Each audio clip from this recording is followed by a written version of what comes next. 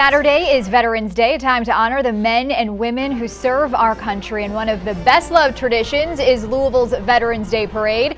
And this year there are some changes to make it even more exciting. So let's bring in Wayne Hettinger, the producer of the parade, and another event you may have heard of, Thunder over Louisville. Of course, two fantastic events. So if he's involved, you know it's going to be a good time. And Wayne, WDRB is proud to partner with you on this event. I just was going to add that. Yes. And you're partners on both of us. So we'll see you Saturday, and we'll see you again for Thunder. And so we're excited for both. I am too. But first, we have to talk about Veterans Day before we get to Thunder exactly. over Louisville. So tell us what's new this year well, for the parade. The one thing while you were saying that, we had a 2-year hiatus from downtown during COVID, so we had moved it out to Middletown for their parking lot, and then rather than people get out of their cars or whatever, we couldn't congregate people.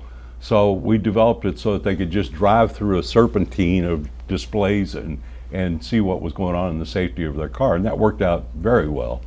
And so we followed up with that the next year where they could get out of their cars, and people really loved that because they had a chance to meet and greet a lot of the veterans and look over the equipment and ask questions rather than just watch it go by. So when Mayor Greenberg took office, he was wanting to bring it back downtown, which we were excited about. So we started working on that whole concept, and as what we learned out of while it was in Middletown was the static display where people could meet and greet and look at the equipment. And when we had moved out to Middletown, we changed the name from Louisville Veterans Day to Kentucky Veterans Day. So it is now Kentucky Veterans Day.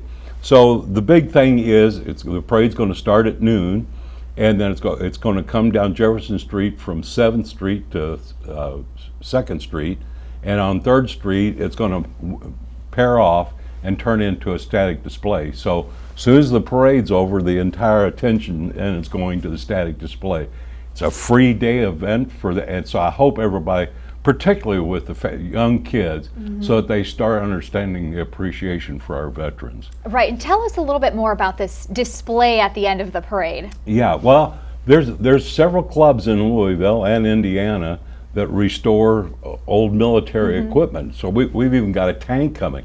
Now I imagine personally owning a World War II tank, but and there's a lot of equipment, really interesting, neat stuff, and some current day stuff.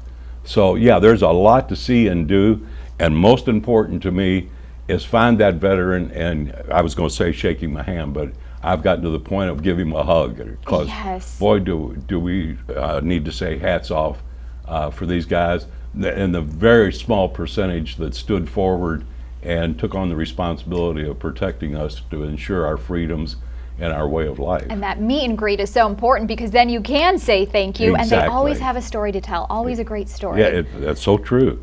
And you know, everybody's mind tells them that the World War II veterans got this ticker tape parade when they came home. It didn't happen for Korea, certainly didn't happen with Vietnam.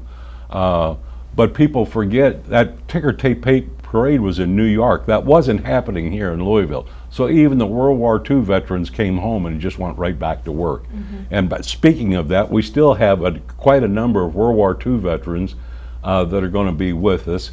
Honor Flight, the group that flies veterans to their memorials in DC, they're going to be there, and there's going to be a flock of World War II veterans there. So it's a great day to get some history involved with the children. I love that. So many thanks to all of our veterans, and many thanks to you, Wayne. The parade is happening Saturday from noon until 3. It will travel down Jefferson Street from 7th to 3rd.